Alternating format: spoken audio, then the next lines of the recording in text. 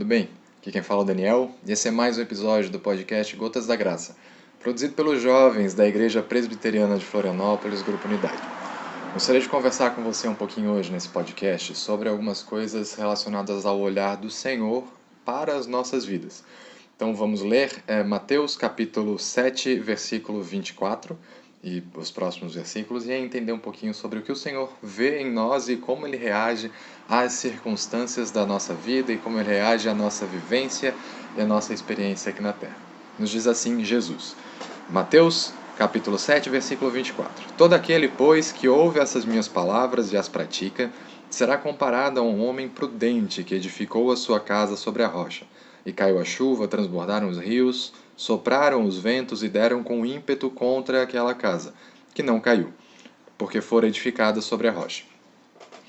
Aqui Jesus está finalizando o seu Sermão do Monte, o tão falado Sermão do Monte. Nos últimos capítulos de Mateus, Jesus ensina aos seus discípulos como orar, basicamente como viver na realidade. Tanto a vida religiosa, tanto a vida de fé, a vida de prática da fé, quanto a vivência com as outras pessoas. Ele fala do juízo temerário, ele fala das escolhas da vida e ele fala da importância de se ter nessas escolhas, de se ter nessa caminhada, Ele, Cristo sempre presente, e uma fé sincera, uma fé honesta na caminhada. A questão é que se nós olharmos para a história, se nós olharmos para o passado, nós vamos ver que lá em Israel, com Moisés, o Senhor fez a mesma coisa quando deu as tábuas da lei para o povo de Israel, para o seu povo.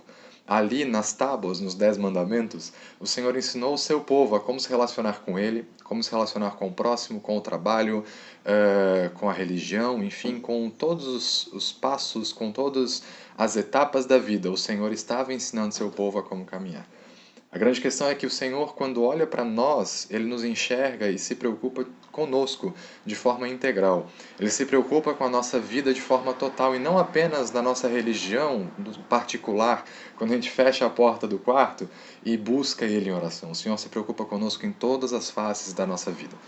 E o que nós precisamos entender é que essa verdade de Cristo que ele nos aponta, dizendo que independente das circunstâncias que venham contra nós, independente das circunstâncias que sejam colocadas contra nós e nos façam tropeçar e nos façam, quem sabe, titubear e ficar preocupados, a partir do momento que nós estamos firmados nele, nós estamos seguros. A partir do momento que nós estamos firmados no que ele disse e na forma como ele disse que nós devemos viver, nós ficamos seguros.